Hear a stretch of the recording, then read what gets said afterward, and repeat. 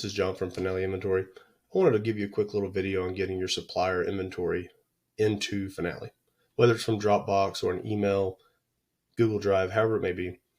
Just a quick little video here. So if you look at the flow of inventory, right, you get it from obviously from your supplier. Maybe you get it via CSV, maybe from email, from Google Drive or Dropbox. Various different ways other than these four, but these are just some examples. We'll want to get them into a program kind of like MultiCloud. MultiCloud is a cloud syncing or cloud drive syncing platform. Works really well. It's got a free trial, a free plan with it, and it gets it into your FTP. So I know it looks like there's a lot of multiple steps to get your inventory into an FTP so Finale can see it, but it's really not that hard and it's pretty automated. So let's walk through it. But MultiCloud is multicloud.com. There's various other programs like this out there. This is just the one I personally use, and you can get it for free. There is a free plan. I think it's $50 a month transferred files that you can use, which could be plenty for you. And if not, it's not very expensive. So if you look in MultiCloud, I've already set up my cloud. So I connected my Dropbox, I connected my Google Drive, and then I connected my FTP server. If you look here in Dropbox, I've got my Finale supplier folder. This is something that could be shared with you from your vendor. In Google Drive, I've got my supplier feed to FTP, something that could be shared from your supplier as well. And you would connect those into MultiCloud so you can do syncing across all platforms. So if you look, how this is going to work is we're going to get that into MultiCloud. So we connected our drives and we have our FTP connected, and we're just going to sync everything together. And what we'll want to do is we'll create a sync task. So from the task list, you just create a sync task. And this is, where's it coming from, right? So we'll say, I'm going to use my Google Drive. I'm going to find that folder that's shared with me from my supplier. Supplier feeds to FTP. I created one for us. And then where's it going to go to? It's going to go into our FTP, and I've created a folder in my FTP called Finale Supplier. Okay.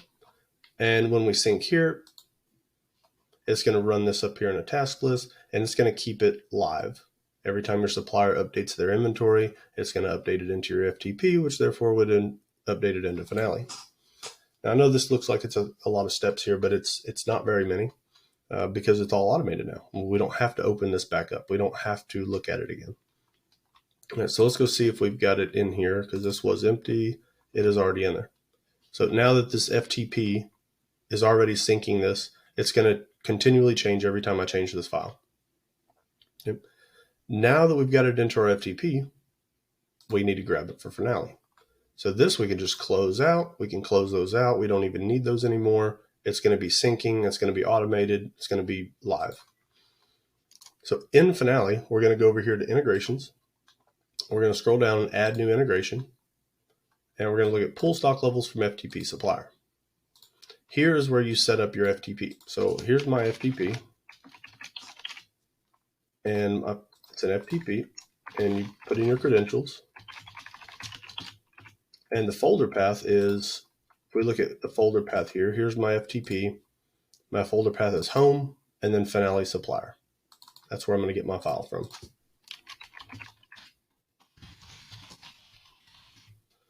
File name is Finale inventory.csv.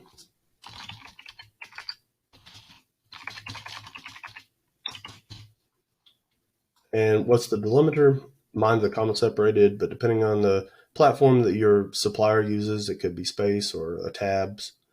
Comma is the most common, but we'll test this out. See, all right, we're successfully connected.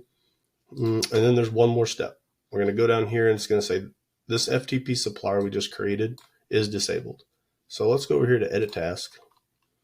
We're going to say, when do we want this to run? Well, it's not quite noon yet, so we're just going to run it at noon. And we're going to say, what is the supplier I'm pulling in?